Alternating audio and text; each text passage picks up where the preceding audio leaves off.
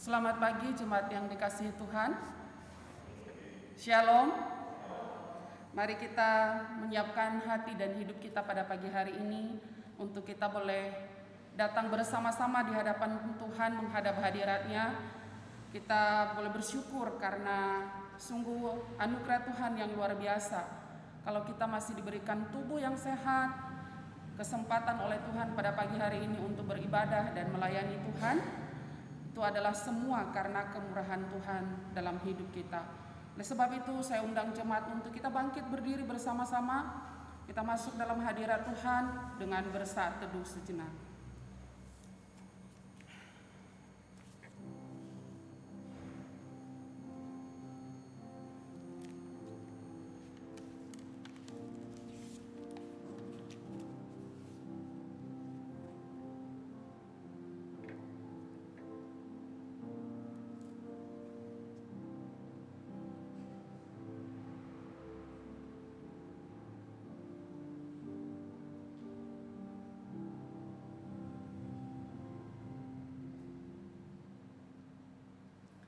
Saudara dalam kasih Tuhan, kami menyambut saudara sekalian untuk datang menghadap Tuhan, dan kebaktian kita pada pagi hari ini kita mau landaskan pada pengakuan bahwa pertolongan kita datangnya dari Tuhan yang menciptakan langit dan bumi, yang kasih setianya kekal untuk selama-lamanya dan yang tidak pernah meninggalkan perbuatan tangannya. Amin. Tuhan berada di bait suci-Nya.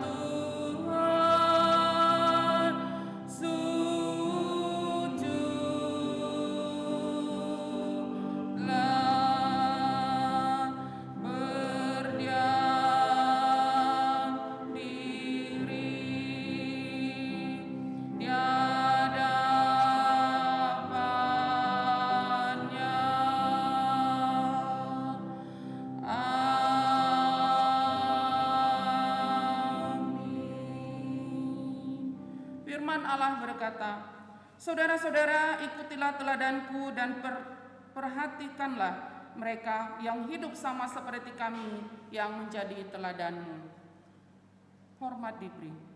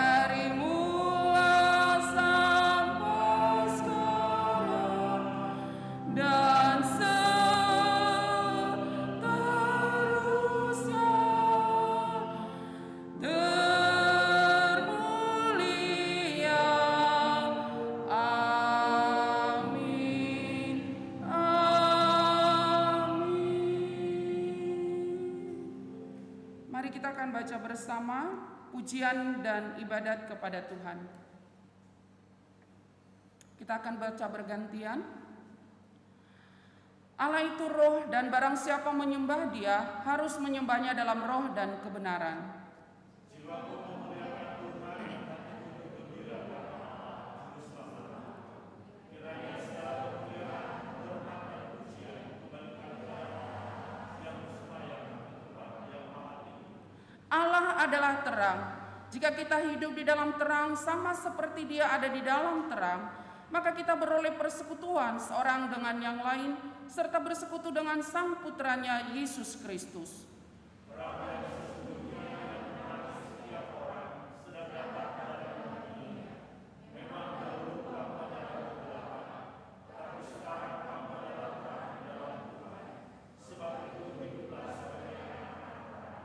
Allah adalah kasih.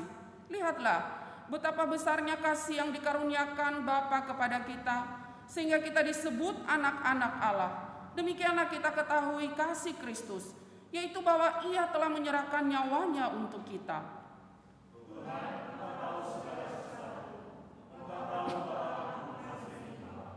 Tuhan adalah Maha Kuasa. Orang-orang yang menanti-nantikan Tuhan mendapatkan kekuatan baru. Mereka seumpama Raja Wali yang naik terbang dengan kekuatan sayapnya. Mereka berlari dan tidak menjadi lesu. Mereka berjalan dan tidak menjadi lelah.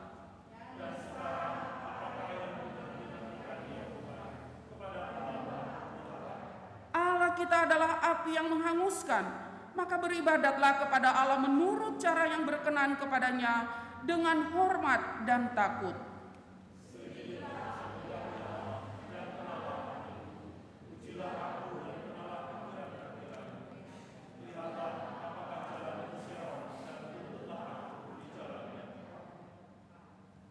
Mari kita angkat pujian dan penyembahan kita kepada Allah.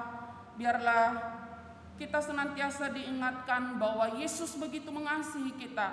Yesus begitu mencintai kita. Sehingga apapun keadaan hidup kita hari ini, kita percaya bahwa kita tidak sendiri. Melainkan Ia terus ada beserta dengan setiap kita. Tuhan memberikan nyanyian baru dalam mulutku.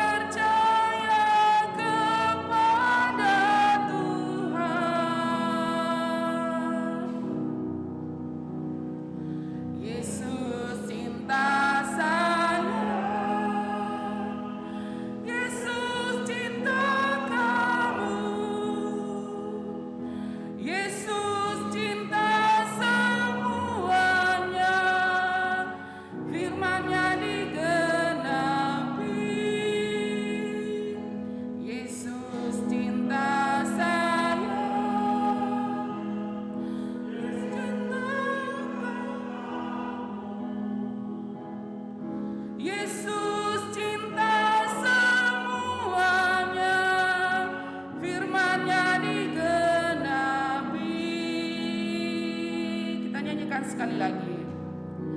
Tuhan memberikan nyanyian baru dalam mulutku untuk memuji-muji Allah kita. Banyak orang akan melihatnya dan menjadi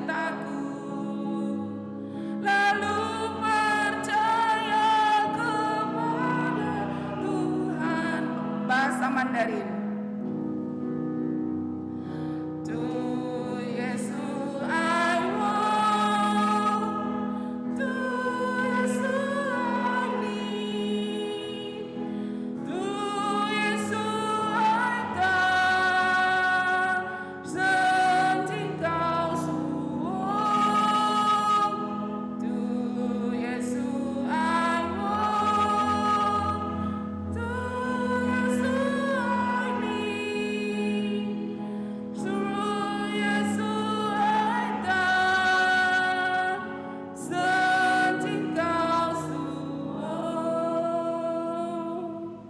Mari kita masuk di dalam doa syafaat yang akan dipimpin oleh Ibu Henis. Kami persilakan.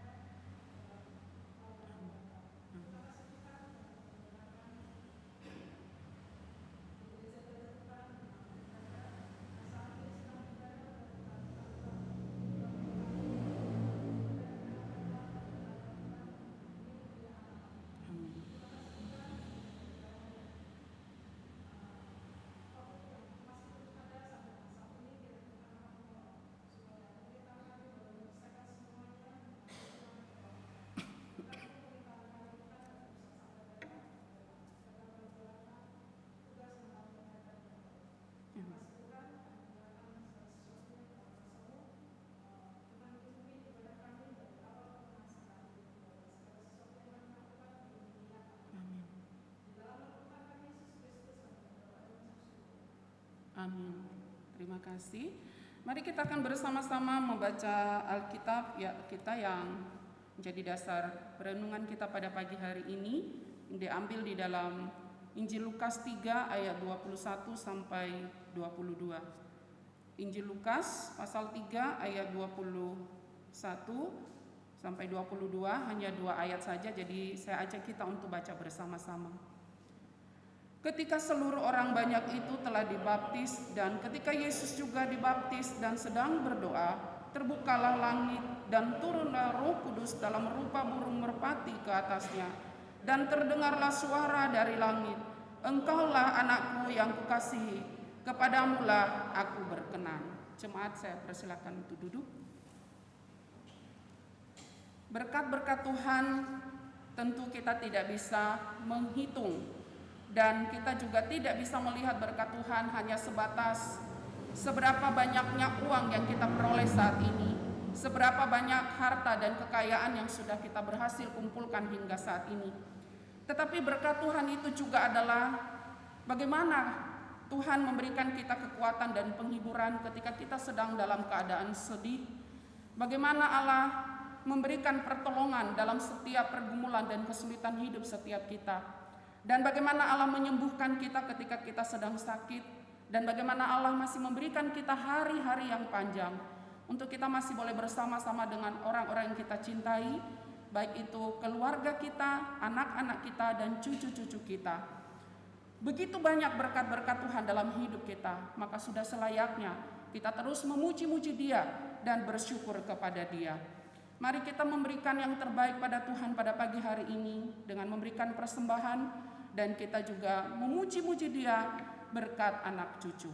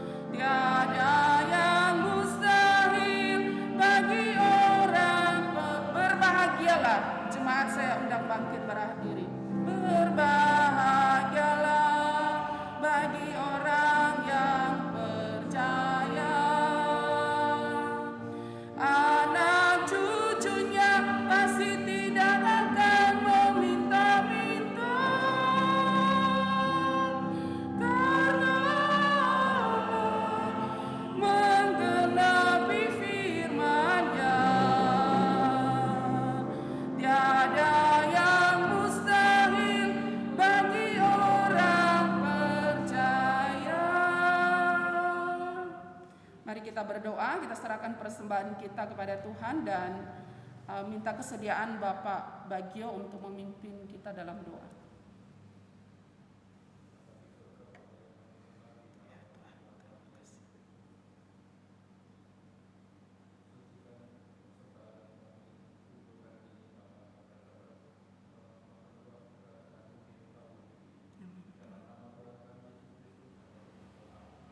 Amin. Terima kasih, jemaat saya persilahkan untuk duduk kembali. Firman Tuhan pada pagi hari ini temanya adalah Yesus teladanku, yang nanti akan dilayani oleh hambanya Bapak Penginjil Hadi. Namun sebelumnya kita akan menyiapkan hati kita untuk kembali menaikkan pujian kepada Tuhan, bahwa di masa-masa begitu banyak hal terjadi di tengah-tengah hidup kita hari ini, kita percaya bahwa perlindungan Tuhan terus ada beserta dengan kita. Dan lagu ini ada bahasa Mandarinnya. Memang sebelumnya kita nggak pernah nyanyikan, tapi tadi malam saya dan anak-anak Leni dan Siska kita coba menyanyikan bahasa Mandarin. Jadi kalaupun salah nggak ada yang tahu gitu ya. Kita beranikan diri aja untuk menyanyikannya. Memang tadi malam saya udah minta jemaat pusat untuk menyanyikan, direkam. Saya juga udah kirim ke mereka, dan tadi nggak sempat kita pelajari bersama-sama, tapi nggak apa-apa. Nadanya tetap sama, hanya bahasanya aja yang beda gitu ya. Karena ini nuansa Imlek, jadi nggak apa-apa ya. Kita coba menyanyikannya dalam bahasa Mandarin. Bahasa Indonesia dulu, lalu bahasa Mandarin.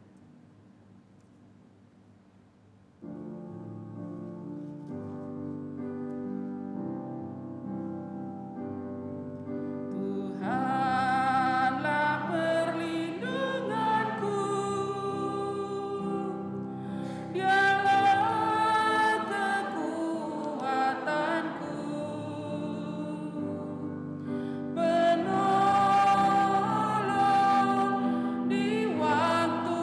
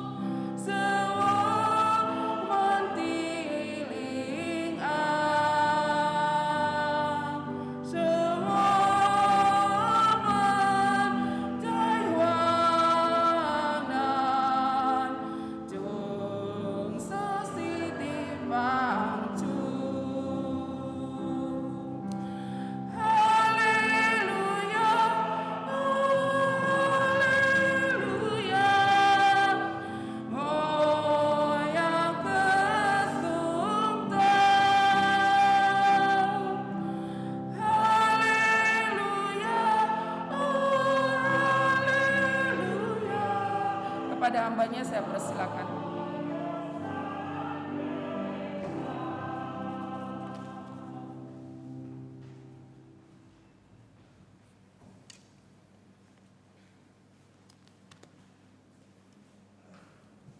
Mari kita bersama-sama bersatu hati kita berdoa. Bapa kami yang di dalam surga, Tuhan, kami mengucap syukur ketika pada pagi hari ini kami boleh bangun dari istirahat kami, Tuhan, dan kami boleh melangkah ke rumah Tuhan untuk beribadah, memuji, memuliakan Engkau.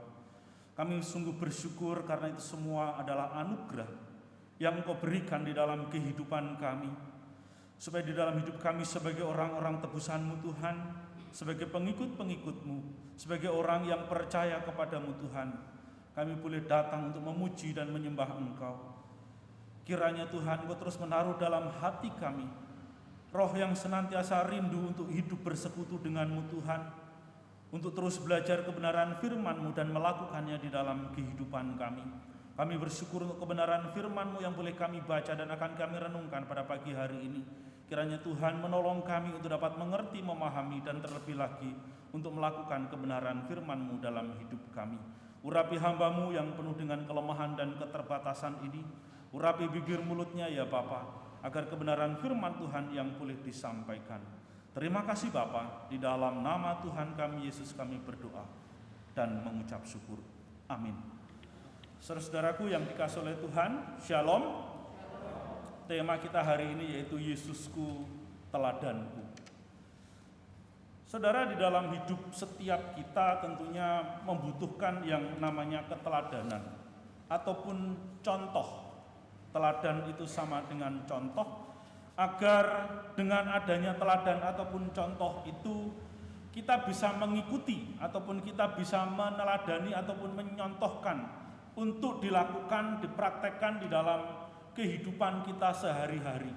Tentunya kalau kita berbicara tentang contoh, ada contoh yang baik, ada juga contoh yang tidak baik.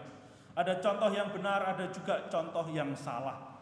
Oleh sebab itu dalam hidup kita sebagai orang Kristen, sebagai orang yang sudah ditebus oleh Yesus Kristus melalui kematiannya di atas kayu salib, contoh yang harus kita teladankan ataupun contoh yang harus kita ikuti dalam hidup kita adalah contoh-contoh yang benar ataupun teladan-teladan hidup yang benar dari Yesus Kristus untuk kita terapkan di dalam kehidupan kita, supaya kehidupan kita sebagai orang yang sudah beriman, yang sudah ditebus oleh Yesus Kristus, mencerminkan kehidupan Kristus di tengah-tengah dunia ini, baik di dalam kehidupan rumah tangga, dalam kehidupan sehari-hari, dalam pekerjaan, maupun di dalam pelayanan kita. Karena dengan mencontoh ataupun meneladani Yesus Kristus, maka kehidupan kita itu akan terus bertumbuh ya di dalam iman kita untuk menjadi semakin serupa dengan Dia. Karena itu adalah tujuan utama ketika Yesus datang ke dalam dunia ini, ketika Allah menjelma menjadi manusia, mati di atas kayu salib untuk menebus dosa saudara dan saya. Saudara-saudara, di dalam bagian firman Tuhan yang telah kita baca tadi, di dalam Lukas pasal 3 ayat yang ke-21 dan 22, saya akan membacakan untuk kita sekali lagi.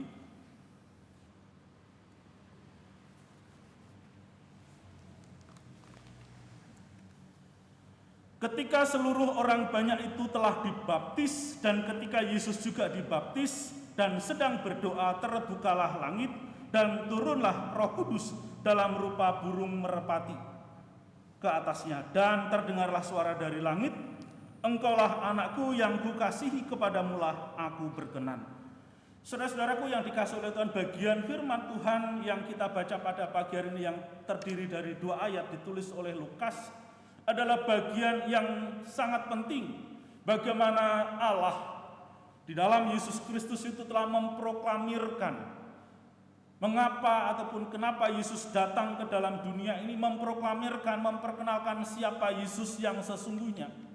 Karena di dalam ataupun di bagian Injil yang lain, Yohanes telah mengatakan bahwa aku datang hanya membaptis kamu dengan air, tetapi yang akan membaptis kamu, dia akan membaptis kamu dengan roh dan dengan api. Bahkan ketika dia mengatakan untuk membuka tali kasutnya pun aku tidak layak. Jadi saudara, di dalam bagian ini ketika kita membaca dari perikop minggu yang lalu, di dalam pasal 3 ayat 1 sampai dengan ayat yang ke-20 sampai dengan hari ini, di dalam ayat 21 dan 22, Lukas bukan hanya sekedar ingin mempertemukan Yohanes Pembaptis dengan Yesus Kristus, tetapi lebih daripada itu bahwa tujuan perjumpaan mereka adalah satu kesatuan yang utuh, bagaimana Yohanes Pembaptis diutus ke dalam dunia ini untuk menyuarakan kebenaran, supaya orang-orang pada waktu itu bertobat, mengakui segala dosanya dan mendapatkan pengampunan dosa. Karena mereka akan datang untuk menyambut Yesus Kristus ke dalam dunia ini sebagai Tuhan dan Juru Selamat di dalam hidup manusia yang berdosa, yang menyempurnakan pertobatan manusia itu. Sehingga melalui kehadiran Yesus di tengah-tengah lokasi di mana Yohanes Pembaptis melakukan khotbah dan juga melakukan baptisan, bahwa Yesus datang untuk menjumpai mereka, memberikan satu pengharapan. Saudara-saudara, melalui bagian ini kita sungguh mau belajar tentang sikap ataupun teladan yang bisa kita ambil dari kehidupan Yesus Kristus yang hadir di tengah-tengah manusia yang berdosa. Saudara, di dalam bagian dikatakan ketika seluruh orang banyak itu telah dibaptis dan Yesus Kristus juga dibaptis dan sedang berdoa, terbukalah langit. Tadi saya katakan bahwa di dalam bagian ini adalah sebuah proklamasi bagaimana Allah yang telah turun ke dalam dunia itu memperkenalkan dirinya sebagai manusia. Allah yang maha kuasa itu menjadi manusia. Saudara, di dalam bagian ini kita melihat bahwa keteladanan yang bisa kita ambil di dalam hidup Yesus adalah ia rela mengosongkan dirinya. Saudara, tadi saya katakan bahwa Yesus Kristus adalah Allah yang sejati. Dia adalah Allah yang menjadi manusia. Segala sesuatu atau sifat-sifat daripada Allah, sifat-sifat ilahi itu tidak hilang di dalam kemanusiaan Yesus Kristus. Ini adalah sesuatu yang penting, satu doktrin ataupun pemahaman yang penting untuk kita terima, untuk kita miliki, untuk kita mengerti. Jadi ketika Allah menjadi manusia, keilahian Allah itu tidak hilang. Kemudian ada yang tanya gitu kan, mungkin kita pernah mendengar juga, Kristennya orang Kristen kok, Tuhannya orang Kristen itu loh kok bisa mati? Kan dia Tuhan, kok mati? Yang mati bukan ketuhanannya, tetapi kemanusiaannya. Yesus itu dilahirkan sebagai manusia, kemanusiaannya ini yang mati. Kalau dia tidak bisa mati, dia tidak bisa menebus dosa, dia tidak bisa dikorbankan. Justru karena dia menjadi manusia inilah dia mau mengorbankan dirinya supaya manusia itu ditebus oleh dosanya, sehingga Yesus yang datang sebagai juru selamat itu bisa menyelamatkan manusia. Karena dia memiliki keberadaan ataupun keadaan sebagai manusia yang sama seperti saudara dan saya. Tetapi di dalam kemanusiaannya itu sifat-sifat ilahi itu tidak hilang. Yesus sebagai anak Allah, dia adalah Allah yang kekal. Dia adalah Allah yang maha kuasa. Dari mana kita tahu, saudara? Seluruh Injil mencatat bagaimana mujizat-mujizat yang dilakukan oleh Yesus Kristus. Itu adalah sifat-sifat ilahinya. Baik itu ketika dia menyembuhkan orang yang lumpuh, orang yang sakit ya dengan berbagai macam penyakit itu. Kemudian dia mengadakan tanda mujizat, dia menghardik ya angin ribut. Kemudian dia juga mengubah 5 roti dan 2 ikan untuk makan 5.000 orang lebih. Dan masih banyak mujizat-mujizat lain yang tidak dicatat oleh Alkitab. Dia membangkitkan orang yang mati. Jadi saudaraku yang dikasih oleh Tuhan, sifat ilahi itu tidak hilang dari kemanusiaan Yesus Kristus itu. Sekalipun dia telah mengosongkan dirinya, ia telah menjadi sama dengan manusia. Saudara, Paulus memberikan satu kesaksian di dalam doktrin kemanusiaannya, di dalam Filipi pasal yang kedua ayat yang ke-8. Di dalam keadaannya sebagai manusia, ia telah merendahkan diri dan taat sampai mati. Ia telah mengosongkan dirinya, saudara. Inilah bukti daripada kehidupan Yesus, bahwa ia sebagai pribadi atau dia sebagai Allah itu ia membatasi diri secara bebas, sifat-sifat ilahinya itu sesuai tujuannya. Jadi yang bebas itu bukan hanya orang gila gitu kan, orang gila kan bebas. Enggak, saudara. Allah itu memiliki kebebasan, memiliki kedaulatan, memiliki kemahakuasaan. Dia bebas melakukan apa saja, termasuk membatasi dirinya di dalam kehidupan manusia yang penuh dengan kelemahan karena dia memiliki tujuan yang jelas. Ketika dia hidup sebagai manusia dengan segenap keterbatasannya sebagai manusia, bahwa Allah dalam bentuk manusia itu ia rela menderita, ia rela mati untuk menebus manusia dari kuasa dosa. Jadi saudara, inilah yang dimaksudkan dengan kerelaan merendahkan, mengosongkan dirinya. Bahkan ketika di dalam proses, ketika ia dibaptis di sungai Yordan, firman Tuhan mengatakan ketika seluruh orang banyak itu telah dibaptis. Dan ketika Yesus juga telah dibaptis.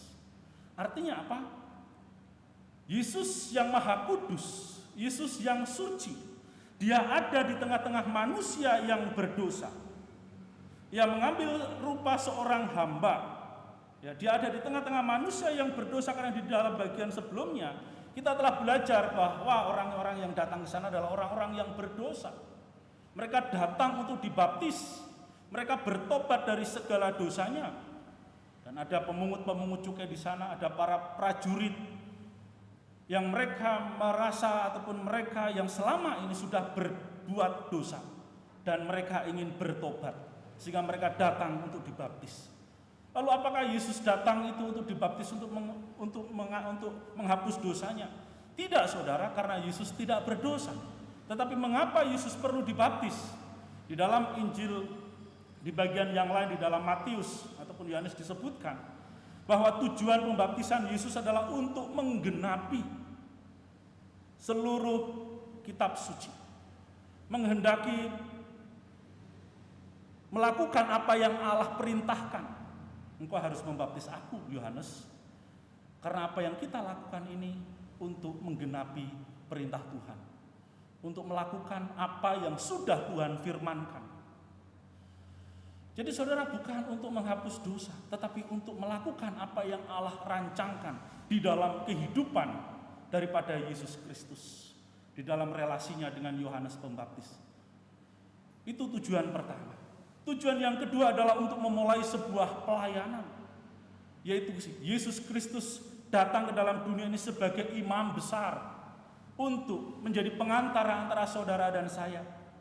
Dialah imam besar kita yang menjadi jembatan penghubung antara kita dengan Allah. Sehingga ketika saudara dan saya berdoa, kita berdoa di dalam nama Yesus Kristus. Dan itu juga Yesus ajarkan, karena dia adalah imam kita, dia adalah pengantara kita, dia adalah pribadi yang mendengarkan segala doa-doa kita. Di dalam nama Yesus itulah kita percaya bahwa doa kita didengar oleh Allah, dan Tuhan Allah pasti akan menjawab setiap doa-doa kita. Jadi saudara, tugas seorang imam ketika dia sebelum dia itu melakukan segala tanggung jawabnya di dalam bait suci, ya, untuk memberikan persembahan kepada Allah dan lain sebagainya, dia itu harus mencuci tangannya, dia harus menguduskan dirinya. Kalau kita melihat kepada kitab Taurat itu ada tahapan-tahapan ataupun langkah-langkah yang harus dilakukan oleh seorang imam sebelum dia melakukan tugas tanggung jawabnya sebagai seorang imam besar. Jadi saudara, secara manusia Yesus dibasuh untuk mempersiapkan dirinya menjadi seorang imam besar. Dia menjadi pengantara buat saudara dan saya di hadapan Allah. Oleh sebab itu firman Tuhan mencatat bahwa Yesus memulai pelayanannya setelah ia dibaptis oleh Yohanes Pembaptis di Sungai Yordan. Jadi saudara, ketika Tuhan Yesus ada di tengah-tengah manusia, di tengah-tengah orang-orang yang berdosa, disitulah bukti bahwa Yesus telah mengosongkan dirinya. Dia mau hidup sama seperti manusia. Dia mengalami segala sesuatu yang dialami oleh manusia di dalam dirinya. Dia sebagai Allah, dia Allah yang menjadi manusia itu telah membatasi dirinya. Hidup sama seperti kita, merasakan lapar, merasakan sakit, merasakan kesusahan, merasakan penderitaan, merasakan kesedihan, mencucurkan air mata, mengalami pergumulan di dalam hidupnya, mengalami masalah sama seperti kita. Yang seharusnya itu tidak dirasakan, tidak dialami oleh Allah.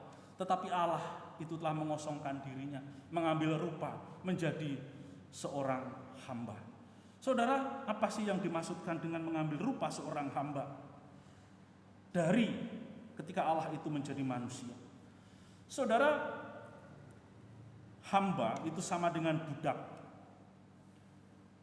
Mungkin kalau hari ini kita agak sulit memahami, tetapi di dalam konteks zaman itu, yang namanya budak itu hidupnya sepenuhnya berada di tangan sang tuan. Semua hidupnya dipersembahkan kepada tuannya. Segala sesuatu yang dilakukan oleh budak itu harus sesuai dengan kehendak sang tuan yang memiliki hamba itu. Hamba itu tidak memiliki kebebasan untuk melakukan kehendaknya, tidak memiliki kebebasan melakukan keinginannya sendiri. Sebagai seorang hamba, dia tunduk, dia patuh kepada sang tuan. Karena konsep budak pada waktu itu sama seperti harta benda. Budak itu sama seperti harta benda, sama seperti kekayaan. Makanya ketika di dalam firman Tuhan dalam perjanjian lama, budak-budak itu juga dihitung sebagai salah satu kekayaan yang dimiliki. Kenapa? Karena budak-budak itu bisa dijual dan menghasilkan uang. Jadi budak itu harus sungguh-sungguh taat melakukan. Dia nggak punya hak, dalam tanda kutip nggak punya hak hidup. Hidupnya sepenuhnya ada di tangan sang Tuhan. Konsep inilah yang diajarkan oleh Tuhan. Ketika Yesus mengambil rupa seorang hamba yang mengosongkan diri dan hidup sama seperti manusia. Artinya bahwa Yesus sebagai hamba Allah yang datang ke dalam dunia ini, dia harus taat. Dia harus setia melayani tuannya tanpa pamrih. Jadi seorang budak ketika dia mengerjakan segala sesuatu, itu dia tidak bisa berharap apa-apa. Dia akan melakukan dengan penuh ketaatan, penuh kesetiaan di dalam melayani tuannya itu tanpa memperhitungkan nanti aku akan mendapatkan apa. Konsep inilah yang mau diajarkan untuk saudara dan saya yang harus kita teladani. Bahwa di dalam hidup kita yang sudah ditebus oleh Yesus Kristus, kita ini adalah budaknya Tuhan. Kita ini adalah hambanya Tuhan yang harus melakukan, mengerjakan dengan penuh ketaatan, penuh kesetiaan segala sesuatu yang Allah perintahkan di dalam hidup saudara dan saya. Kita tidak punya hak atas hidup ini, karena hidup ini hidup yang Tuhan berikan. Tuhan yang memberikan kehidupan ini, Tuhan yang menebus saudara dan saya dari perbudakan dosa.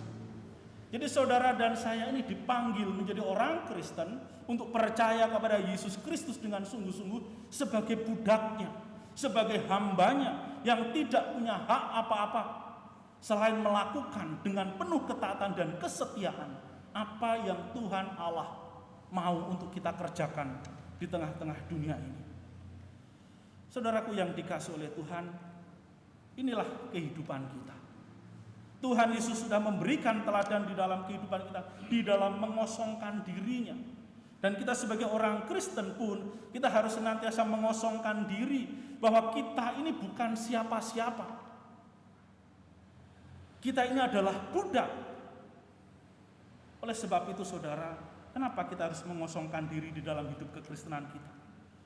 Karena kita harus memiliki kesadaran itu, bahwa saudara dan saya ini sudah ditebus. Kita ini adalah hambanya Tuhan. Jadi yang jadi hamba Tuhan itu bukan cuma saya, bukan cuma Joseph, bukan hanya Bu Rita, tetapi semua orang Kristen yang mengaku Yesus adalah Tuhan dan Juru Selamat di dalam hidupnya. Kata lain dari Tuhan itu Tuhan. Siapa yang menjadi Tuhan kita? Yesus Kristus. Oleh sebab itu kita ini adalah budaknya Dia, yang harus melakukan apa yang Dia perintahkan dengan penuh kesetiaan dan ketaatan. Kita nggak boleh berpikir apa yang akan aku peroleh sebagai orang Kristen.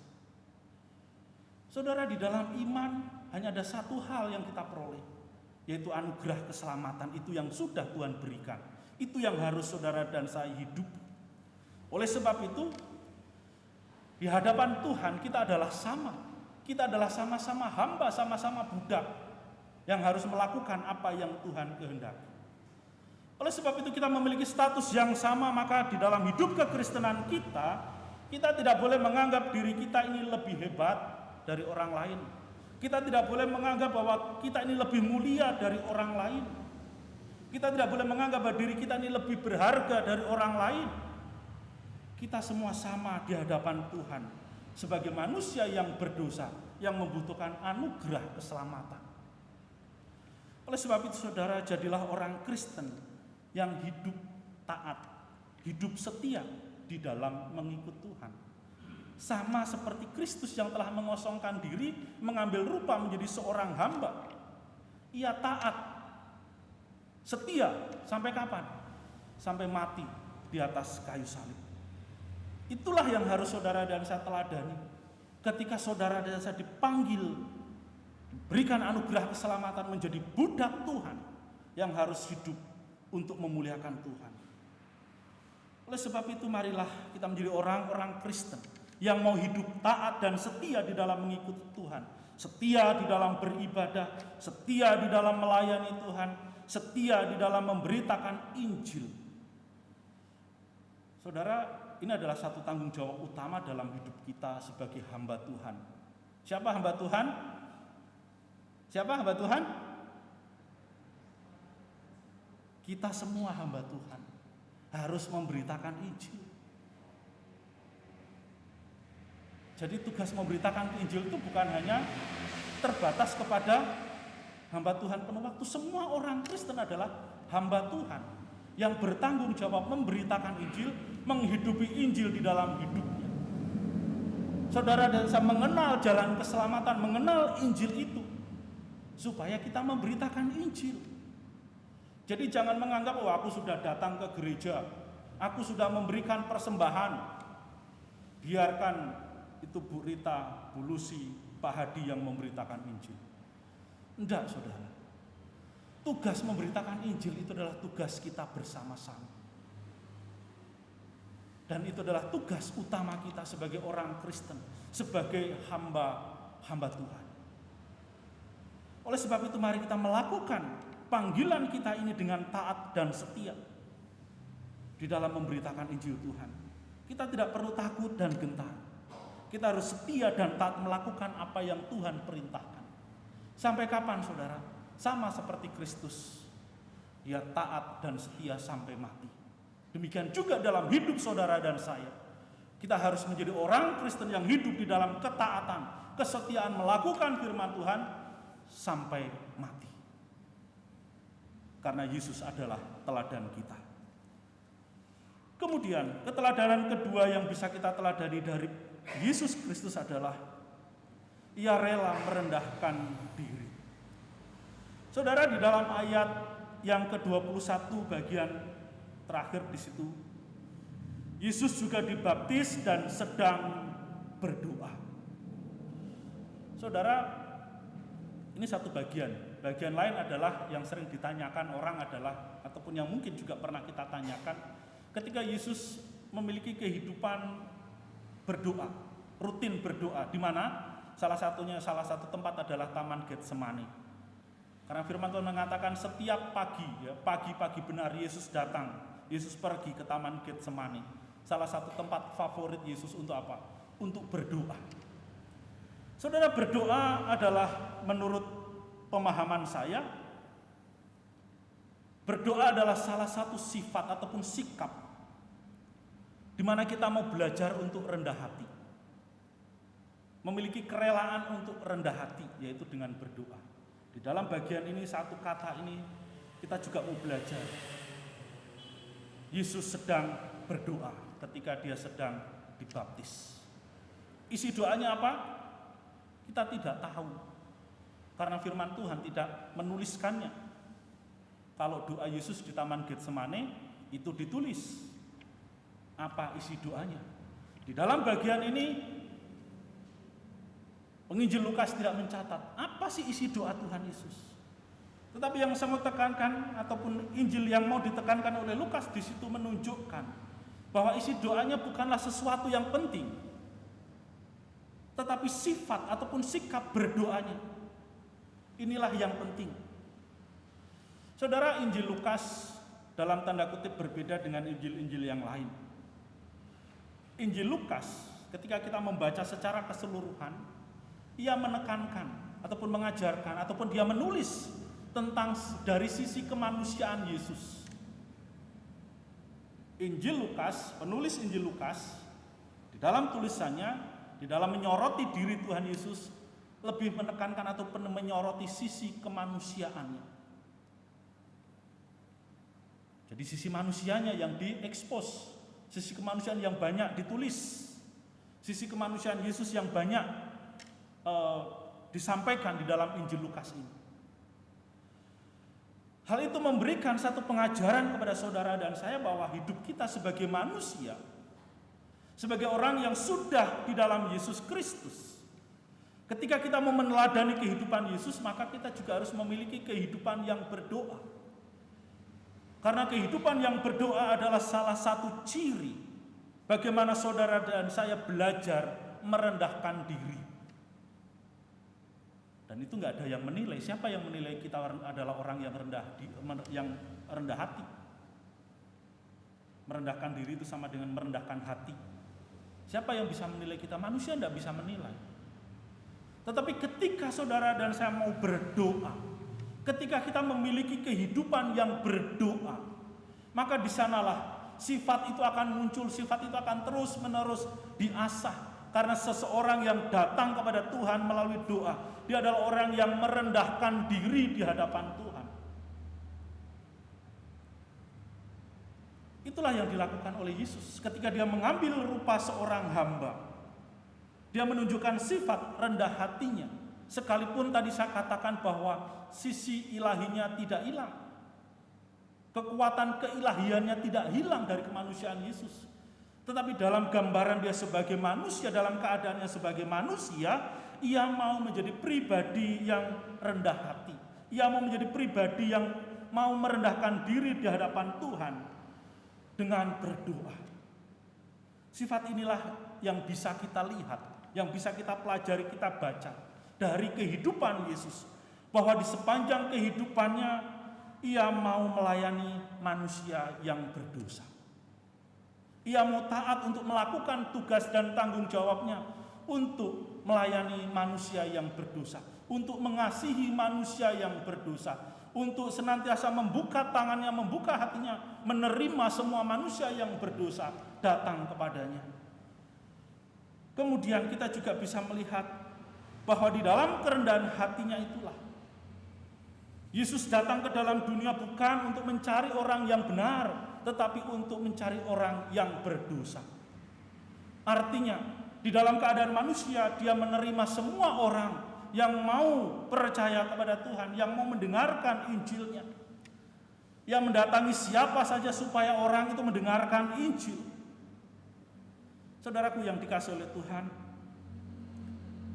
sifat rendah hati yang ditunjukkan oleh Yesus, yang diteladankan oleh Yesus inilah yang harus saudara dan saya teladani. Bahwa saudara dan saya sudah diselamatkan. Jadi kita bukan hanya mengosongkan diri, tetapi juga kita harus belajar untuk terus menjadi pribadi yang rendah hati di dalam melayani Tuhan. Karena pelayanan yang Tuhan percayakan adalah sebagai tanggung jawab kita sebagai hambanya, sebagai orang-orang tebusannya. Oleh sebab itu tidak ada alasan yang lain ataupun tidak ada kondisi yang lebih baik ketika saudara dan saya melayani selain melayani Tuhan dengan rendah hati. Karena firman Tuhan mengatakan siapa yang mau merendahkan diri ataupun siapa yang mau merendahkan hatinya, ia akan ditinggikan. Itulah yang harus kita lakukan. Bahwa ketika saudara dan saya melayani dengan segala kerendahan hati, maka kita tidak boleh sombong di dalam hidup kita. Apa sih yang dapat kita sombongkan di dalam hidup kita? Tidak ada. Karena kita sebagai manusia itu ibaratnya butiran debu, saudara. Tanpa kasih Tuhan, tanpa pertolongan Tuhan, saudara dan saya adalah butiran debu. Saudara, apa sih ciri-cirinya orang yang rendah hati selain tidak sombong seperti yang saya sebutkan tadi? Saudara, sikap rendah hati itu adalah sebuah sikap hati, sikap hidup yang mengarahkan kita untuk menyadari bahwa tanpa Tuhan kita ini bukan siapa-siapa. Tanpa Tuhan kita ini bukan apa-apa. Tanpa Tuhan kita ini tidak ada apa-apanya. Oleh sebab itu orang yang rendah hati adalah orang yang bisa bersyukur di dalam segala keadaan apapun. Sebagaimana yang Paulus ajarkan, mengucap syukurlah dalam segala hal. Mengucap syukurlah dalam segala keadaan. Itu adalah ciri orang yang rendah hati. Jadi saudara, rasa syukur itu kan bukan kita ungkapkan di hadapan manusia. Karena kalau kita mengungkapkan hal itu di hadapan manusia, bisa pura-pura enggak? Bisa pura-pura. Tetapi kalau kita mengucap syukur sebagai sikap hati kita di hadapan Tuhan, kita tidak bisa berpura-pura di hadapan Tuhan. Sikap inilah yang harus saudara dan saya miliki sebagai anak-anak Tuhan, sebagai orang yang mau setia melakukan kebenaran firman Tuhan. Saudara dan saya diperintahkan untuk mengucap syukur dalam segala keadaan. Susah bersyukur, senang bersyukur, ada pekerjaan bersyukur, tidak ada pekerjaan juga bersyukur. Mengucap syukur dalam segala keadaan. Sehat bersyukur, sakit juga bersyukur. Mungkin itu sulit, tetapi perlu dicoba.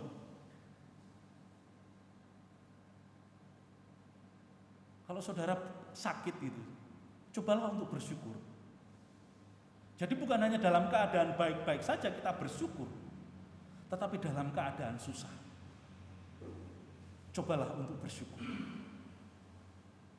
Bersyukurnya apa saudara? Sekalipun kondisi kita mungkin susah, tetapi Tuhan tidak meninggalkan saudara dan saya. Meskipun kita dalam sakit penyakit, Tuhan tidak meninggalkan kita. Kita menghadapi rasa sakit kita bersama-sama dengan Tuhan.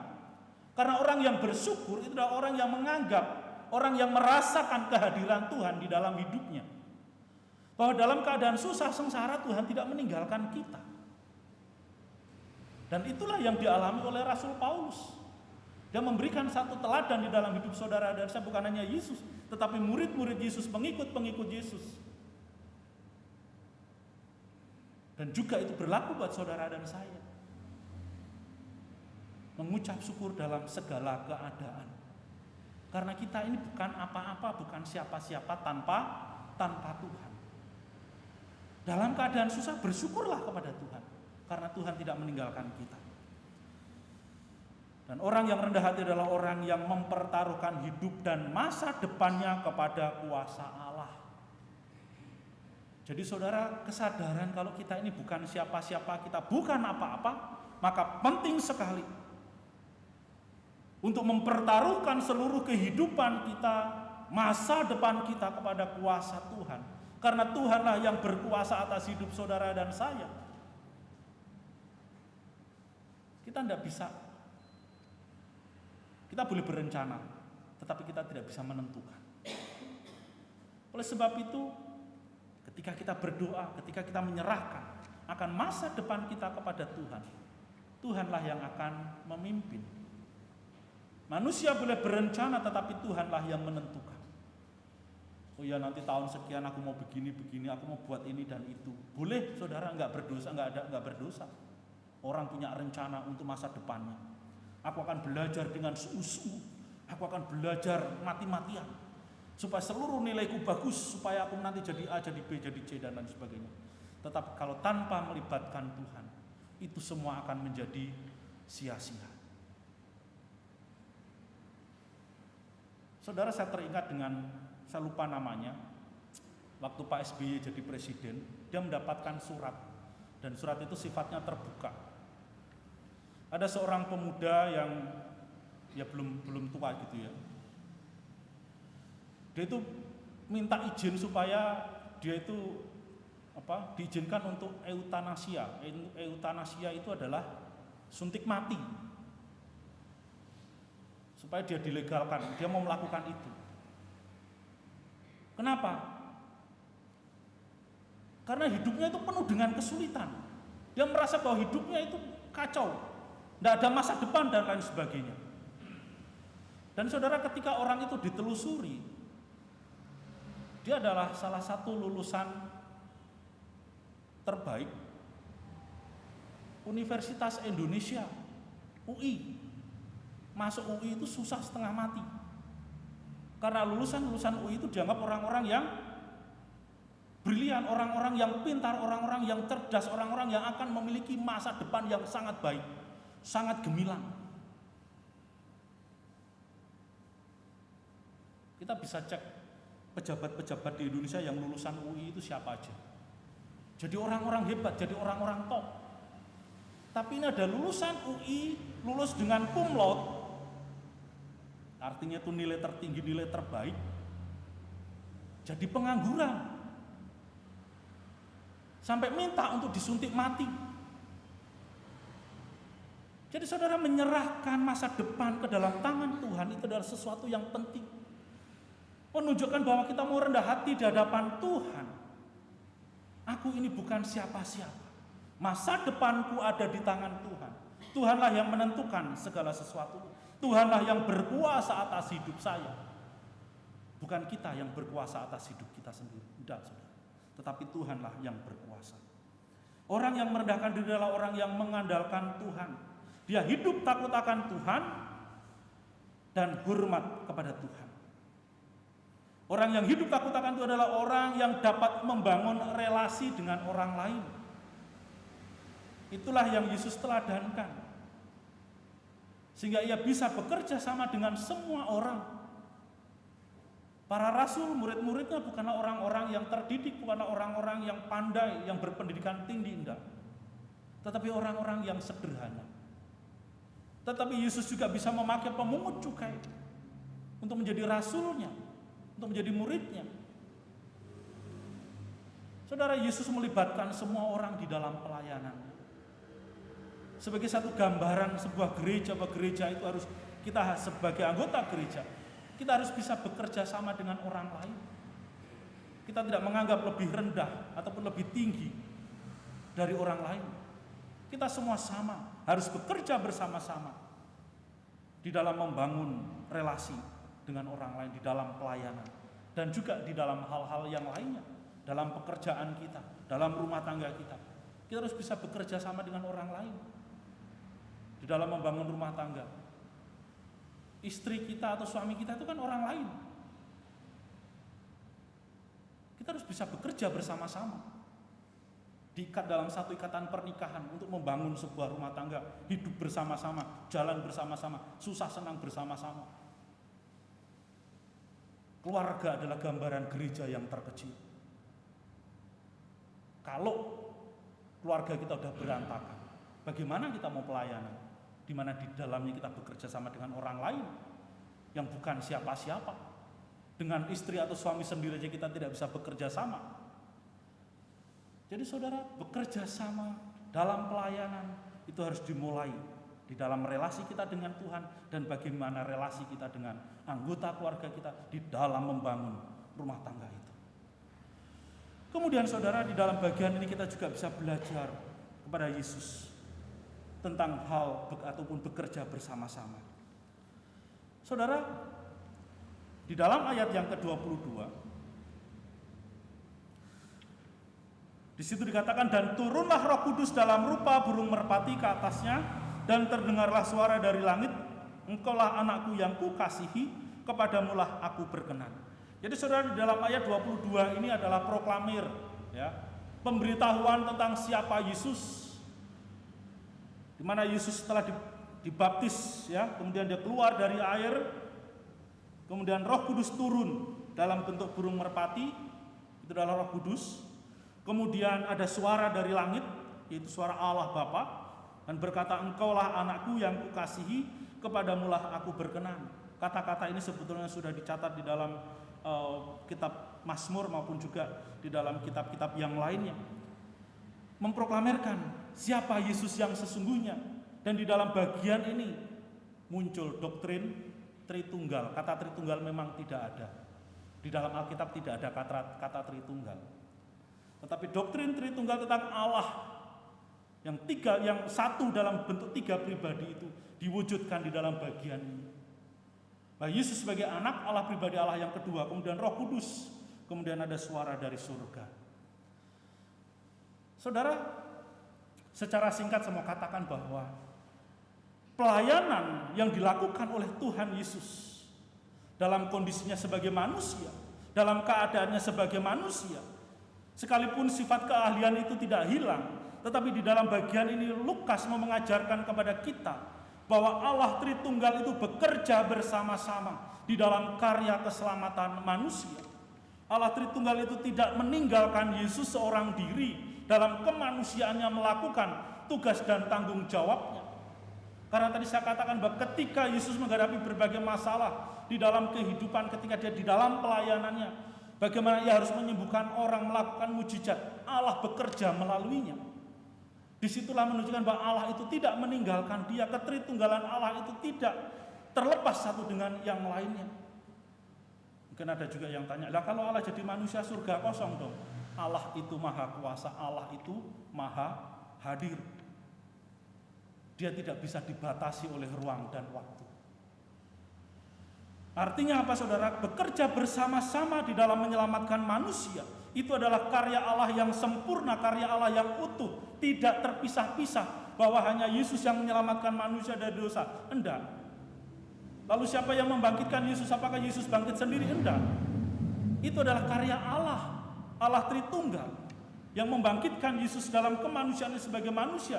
Ia dibangkitkan, tubuhnya dibaharui. Saudara-saudaraku yang dikasihi oleh Tuhan, bekerja bersama-sama adalah satu tindakan Allah di dalam karya keselamatan untuk saudara dan saya. Dan itulah pelayanan yang dilakukan oleh Tuhan Yesus selama di dalam dunia ini. Allah yang mengerjakannya di dalam hidup saudara dan saya.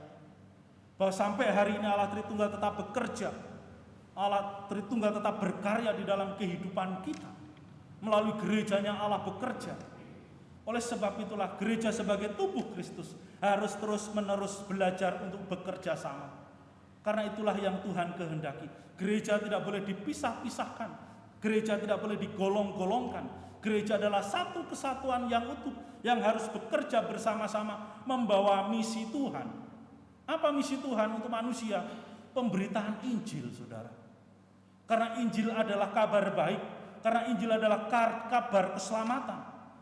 Sehingga melalui kehidupan saudara dan saya sebagai tubuh Kristus, sebagai gereja, kita harus bekerja bersama-sama dalam memberitakan Injil. Supaya orang di luar sana yang belum mengenal Kristus, mereka mengenal Kristus melalui pemberitaan firman Tuhan, melalui pemberitaan Injil yang kita sampaikan. Baik itu melalui kesaksian hidup kita, melalui tutur kata kita. Saudaraku yang dikasihi oleh Tuhan, kita sebagai gereja harus membuka mata lebar-lebar. Inilah panggilan utama di dalam kehidupan sebuah gereja, yaitu memberitakan Injil. Seorang teolog mengatakan bahwa panggilan utama gereja adalah memberitakan Injil. Gereja yang tidak memberitakan Injil adalah gereja yang mati. Mungkin di dalamnya masih ada ibadah, masih ada kegiatan. Tetapi ketika kita sebagai orang Kristen, sebagai tubuh Kristus, tidak memberitakan Injil, maka di sanalah gereja itu akan dalam tanda kutip mengalami kematian. Gereja secara organisasi. Karena kalau gereja dalam pengertian secara luas sebagai tubuh Kristus, itu tidak akan mati. Kenapa? Karena gereja adalah tubuh Kristus. Bagaimana tubuh Kristus itu bisa mati? Tidak bisa mati. Tetapi secara organisasi, secara gereja lokal, gereja itu bisa mati ketika dia berhenti memberitakan Injil. Makanya ketika kita mendengar ada berita-berita di Eropa, gereja A, gereja B begitu ya, secara organisasi, gedung mereka sudah tidak lagi dipakai untuk ibadah. Ada yang sudah berubah menjadi museum, ada juga yang sudah berubah menjadi masjid. Kenapa? Karena umatnya tidak memberitakan Injil, sehingga kekristenan itu tidak beregenerasi. Orang yang percaya kepada Yesus di dalam lingkungan itu tidak beregenerasi dengan baik, sehingga gereja secara organisasi itu bisa mati. Kenapa? Karena orang-orang yang di dalamnya tidak lagi mau memberitakan Injil. Mereka hanya hidup untuk dirinya sendiri. Mereka lupa akan panggilannya. Oleh sebab itu saudara, ketika kita memahami, ketika kita melihat bagian ini, mari kita bersama-sama belajar bahwa Kristus telah hidup di dalam hidup kita. Hidup kita adalah untuk Kristus. Hidup saudara dan saya adalah untuk memberitakan Injil. Supaya melalui kehidupan saudara dan saya, nama Tuhan dipermuliakan. Melalui kehidupan saudara dan saya, Injil boleh terus diberitakan. Kiranya Tuhan memberkati. Mari kita berdoa. Bapa kami yang di dalam surga, Tuhan, kami mengucap syukur untuk kebenaran firman-Mu yang boleh kami pelajari pada hari ini, Tuhan, yang boleh kami renungkan bersama-sama. Kiranya Tuhan, Engkau memeteraikan kebenaran firman Tuhan ini di dalam hati kami masing-masing. Supaya kami sebagai anak-anak Tuhan, kami mau terus-menerus belajar untuk melayani-Mu Tuhan, untuk taat setia melakukan kebenaran firman-Mu di dalam hidup kami. Bimbing kami ya Bapa, agar kami mau sungguh-sungguh menjadi orang Kristen yang sungguh-sungguh taat akan perintah Tuhan. Terima kasih Bapa, kiranya Engkau menyempurnakan kebenaran firman ini dalam hati kami masing-masing. Di dalam nama Tuhan Yesus kami berdoa dan mengucap syukur. Amin. Terima kasih, waktu saya kembalikan kepada Penginjil Rita. Tuhan Yesus memberkati.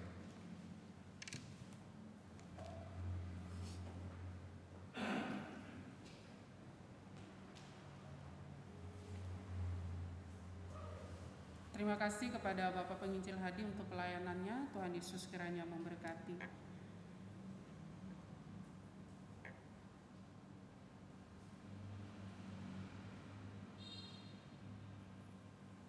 Mari kita akan bersama-sama bangkit berdiri dengan bersama-sama mengucapkan pengakuan iman rasuli.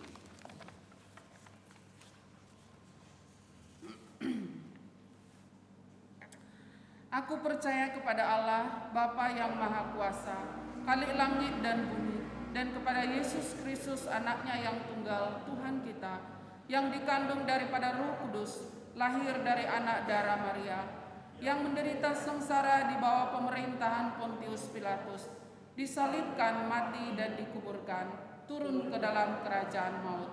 Pada hari yang ketiga, bangkit pula dari antara orang mati, naik ke surga, duduk di sebelah kanan Allah, Bapa yang Maha Kuasa. Dan dari sana Ia akan datang untuk menghakimi orang yang hidup dan yang mati. Aku percaya kepada Roh Kudus, gereja yang kudus dan am, persekutuan orang kudus, pengampunan dosa, kebangkitan daging, dan hidup yang kekal. Amin. Mari kita mengakhiri ibadah ini dengan kita mengembalikan segala puji dan hormat kita kepada Allah dengan menyanyikan pujian doksologi, dan nanti kita akan menerima doa berkat dari Bapak Penginjil Hadi.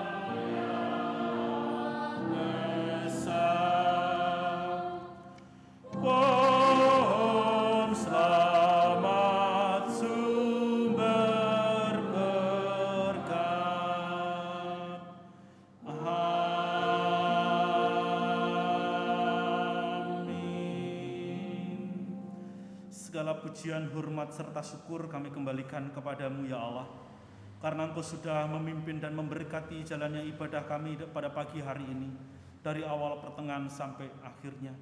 Kiranya Tuhan, semuanya itu kami lakukan hanya untuk kemuliaan nama Tuhan, dan melalui ini semua Tuhan boleh menjadi sarana, menjadi salah satu sarana bagaimana kami bertumbuh di dalam iman kami kepadamu ya Tuhan. Dan bimbinglah kami sebagai anak-anak-Mu untuk hidup seturut dengan kebenaran firman-Mu.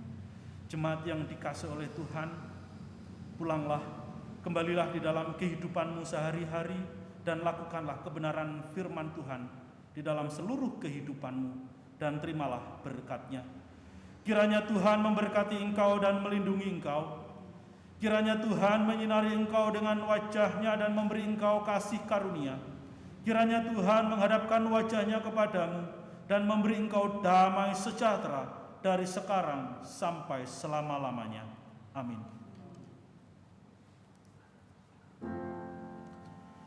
Amin.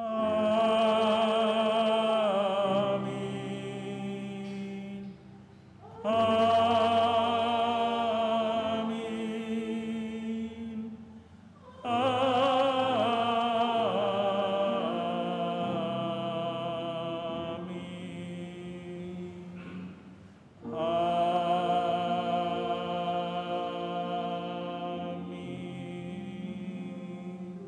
Silakan jemaat duduk kembali.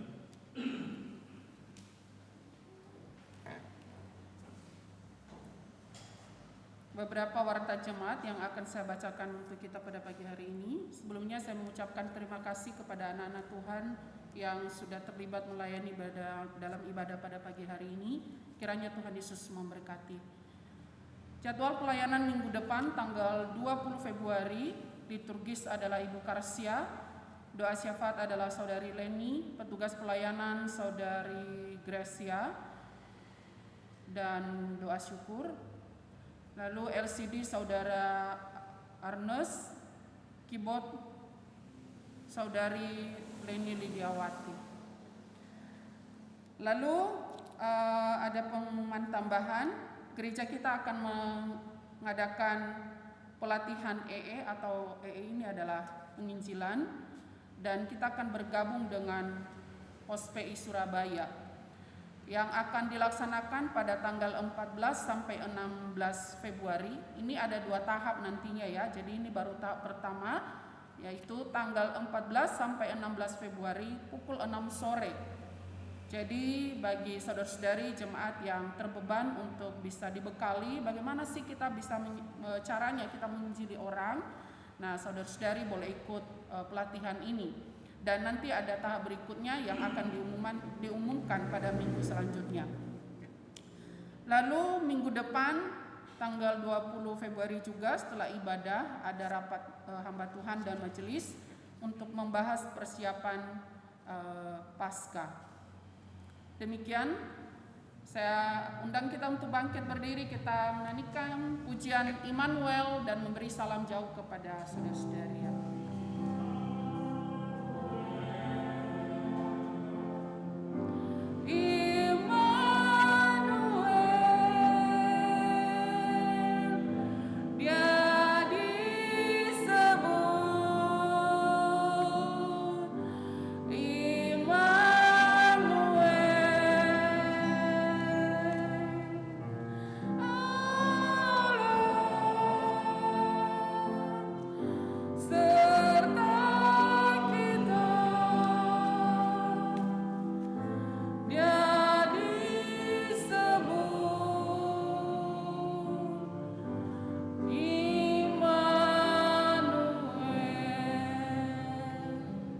Ibadah kita selesai, silakan mengambil saat teduh.